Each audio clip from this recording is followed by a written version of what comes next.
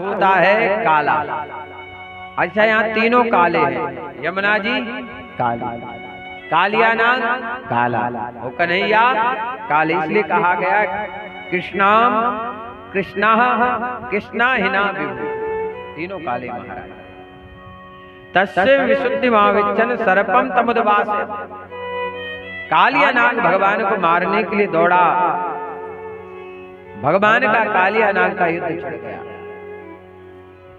अच्छा सांप और हाथी जे जल्दी पीछे नहीं मुड़ पाते, सीधे भागो तो वो पकड़ लेंगे, और आप घूमो तो वो जल्दी घूम नहीं पाते। तो भगवान उसके पीछे गए, उसकी पूंछ को पकड़ा भगवान ने और ऐसा घुमाया, और सिर पर भगवान चरण पटकने लगे। कालिया नाग के मुख से रक्त बहने लगा, वो चिल्लाने लगा मुझे छोड़ दो भगवान, मुझे छोड़ दो भगवान, मुझे छोड़ दो।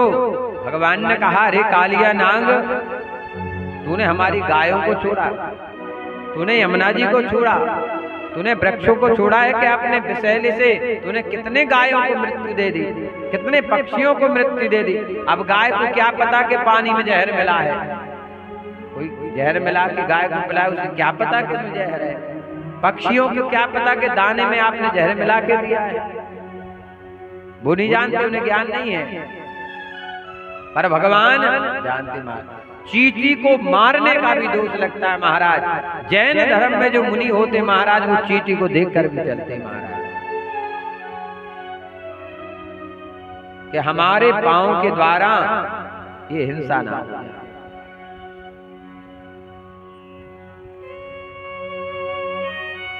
भगवान ने उसे नाग पत्नियों ने कहा कन्हैया तुमने मुझे मैया कहा है, क्या अपनी मैया को विधवा करोगे? एक बार मेरे स्वामी को क्षमा कर दो, हम सब लोग इस लोक को छोड़कर चले जाएंगे। कालिया नाग ने कहा भगवान जाएं तो कहाँ जाएं, गरुड़ जी हमें छोड़ेंगे नहीं। एक ही ऐसी जगह है जहां पर गरुड़ जी आ नहीं सकते हैं, यहाँ वो आ नहीं सकते थे क्योंकि ऋषि का श्राप था। कालिया नाग गरुड़ जी को यहाँ श्राप था क्योंकि गरुड़ जी यहाँ आकर के उस जल में जो मछलियां रहती थी उन्हें खाते थे, शिकार करते थे।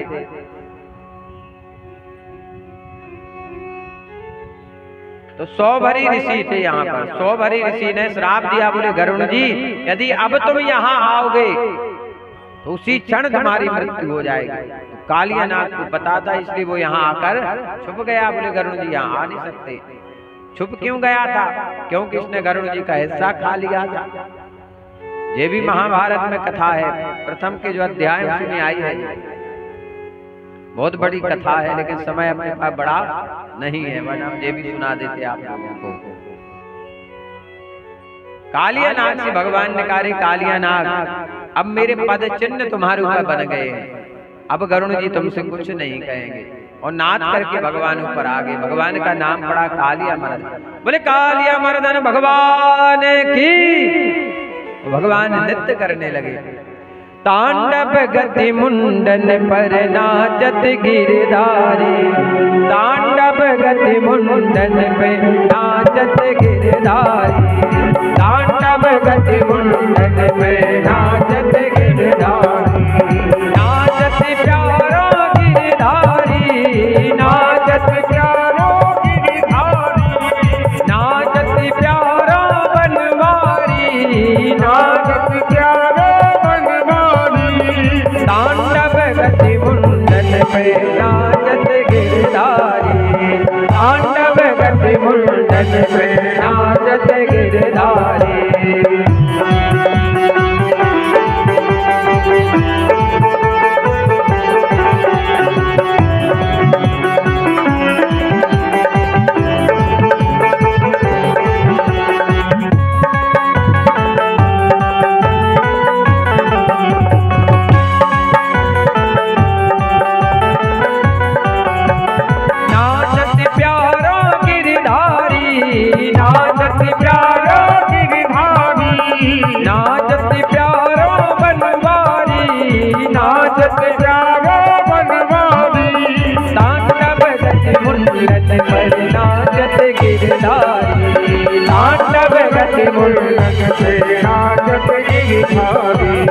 धनक धनक दिन धनक धनक दिन धनक धनक दिन धा धनक धनक दिन धनक धनक दिन धनक धनक दिन धा आधा त्रिकट धा आधा त्रिकट धा आधा त्रिकट धा तांडव गति मुंडन पर नाचत गिरधारी तांडव गति मुंडन पर नाचत गिरधारी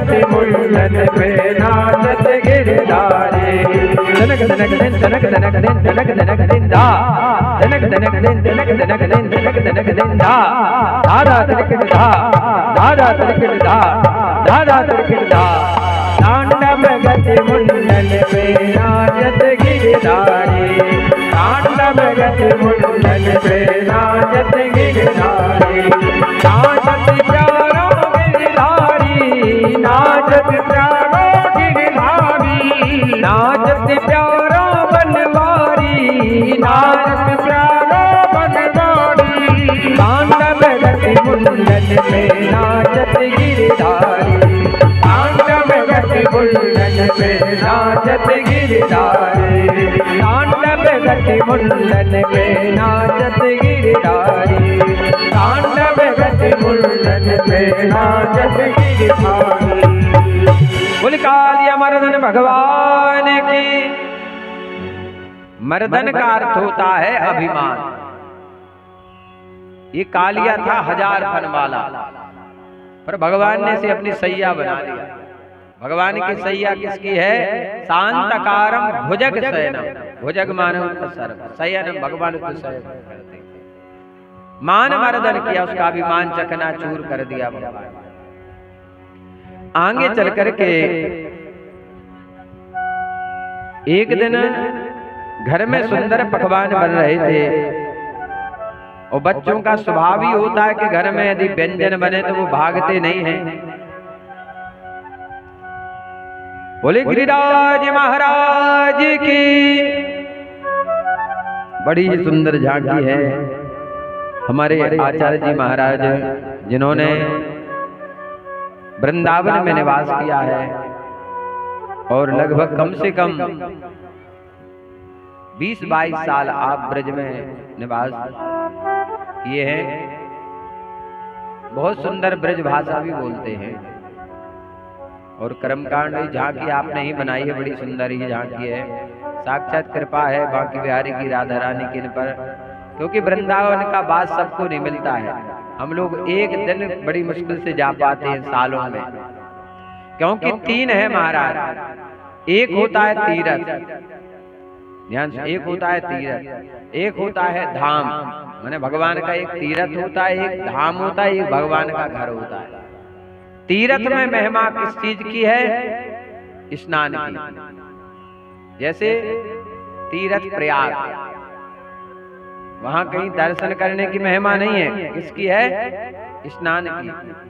हरिद्वार में स्नान की, ये है तीरथ। और भगवान के धाम में है दर्शन की महिमा। जैसे जगन्नाथ धाम, अयोध्या धाम, तो यहां पर दर्शन की महिमा है। और एक होता भगवान का घर। जैसे भगवान का घर क्या है? द्वारकापुरी, वृंदावन, ये क्या है? भगवान के घर है। और यहाँ यदि आप 1-2 रात नहीं रुके तो बेकार है आपका जाना। जब भी जाओ तो कम से 1-2 दिन, 15 दिन, जितना दिन निवास जरूर करो वहां पर। सुंदर पकवान बन रहे थे। भगवान बोले मैया ये पकवान हमको दो खाने के लिए। मैया बोली लाला आज तो को कछु ना है मिलेगो, तो भगवान बोले क्यों? ब्रज में क्यों को क्यों बोलते? बोले क्यों मुँह को कछु नाय मिलेगो। मैया बोली आज कछु नाय मिलेगो। बोले क्यों नाय मिलेगो मैया? तो मैया कहती है भगवान अपि तत्रैव बलदेवेन संयुता अपश्यन्निवसन गोपा निंद्रयाज्ञ कृतोदमान। बोले आज हम देवराज इंद्र की पूजा करते हैं और देवराज इंद्र की पूजा करते हैं तो वो जलविष्टि करते हैं। परजन्यो भगवान इंद्रो मेघा तस्यान होता है। जलविष्टि होती है, जलविष्टि होती है, घास होता है, घास गायें खाती हैं पर दूध देती हैं, इससे घर का पालन पोषण होता है। भगवान ने कहा मैया एक बात बताओ, हमारी जो गाय है वो तो गोवर्धन पर्वत पे चरने जाती है।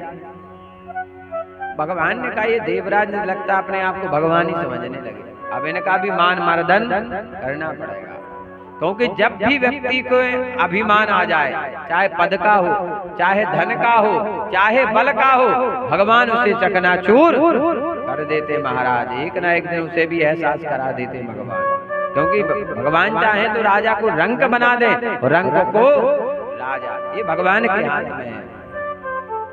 कर्मणा जायते जंतो कर्मणि विलीयते सुखम दुखम भवम चैमय कर्मणि भागपत्यते। देवराज इंद्र का अभिमान दूर करने के लिए भगवान ने गिरिराज भगवान की पूजा कराई। नंद बाबा से जाकर कहा बाबा हम अब पूजा करेंगे गिरिराज महाराज की और देवराज इंद्र की नहीं करेंगे। नंद बाबा ने कहा देखो बेटे अब तुम ही आगे के राजा हो, अब तुम्हें निर्णय लेना है। कहा ठीक है बेटे जैसा तुम कहते हो। सब वो राजा थे, उन्होंने पूरे नगर में कह दिया है आज से कोई देवराज इंद्र की पूजा ना करेगा, सब गिरिराज महाराज की पूजा करने के लिए चलेंगे। जैसे हमारे माननीय प्रधानमंत्री जी ने बोले थाली बजाओ, महाराज घर घर थाली बज गई, बजी कि नहीं बजी? घर घर झंडे लगाओ, महाराज दुकान पे झंडे नहीं बचे। ऐसे लग रहा था जैसे फिर दीपावली मन गई हो महाराज। हमारे पास महाराज इतने कार्यक्रम भजन संध्या के, सुंदरकांड के, हम जाएं तो जाएं कहां जाएं। बोले गोविंद भगवान की। तो बड़े भाव के साथ गोवर्धन पूजा करने के पूर्व इसके बाद बढ़िया भाव से तब तक तैयारी चल रही है। यजमान जी को बुला करके बढ़िया तब तक पूजन कराएं। गिरिराज महाराज का जो आज के परीक्षित रूप में है सपत्नीक पधारे। हरि ओम हरि ओम, जय श्री राधे। आइए हम सभी लोग मुख्य प्रसंग आने से पहले कुछ अतिथिगण हमारे कथा के मध्य पधारे हैं, अपना बहुमूल्य समय दे रहे हैं। तो आइए महाराज जी के द्वारा उनका सम्मान आप सभी लोग ताली बजा करके स्वागत जरूर करेंगे। सबसे पहले अभिषेक खरे जी, नवीन खरे जी, इंजीनियर साहब, डीसी खरे अस्तौन वाले,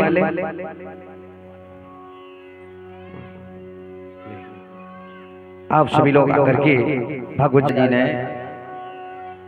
परिक्रमा कब लगाई जाती है? पहले हम पूजन करते हैं, कोई भी काम करें हवन पूजा पाठ तो सबसे पहले पूजन, फिर तो पहले सब उठ करके बढ़िया प्रणाम करेंगे, जहाँ जो अक्षत होंगे, फूल होंगे या जो भी थोड़ा चढ़ाएंगे। अभी ककावनी में कथा चल रही थी हमारी, तो 56 भोग लगा हुआ था, तो जितने दोना थे सब चढ़ा दिया उन्हें को। तो ये गलती नहीं करना है ना, क्या बांटेंगे हम? तो हमने देख लिया तो कुछ दोना बच पाए। तो फूल चावल चंदन चढ़ाना है। पहले हमारे परीक्षित स्वरूप जो यजमान है वो पूजन करेंगे, इसके बाद एक एक करके सब पूजन करेंगे, फिर परिक्रमा करेंगे। बोले गिरिराज महाराज की जय। तब तक हम गोवर्धन महाराज की शरण में चलते हैं। मैं तो गोवर्धन को जाऊं मेरे भी नहीं माने मेरो मनवा, मैं तो गोवर्धन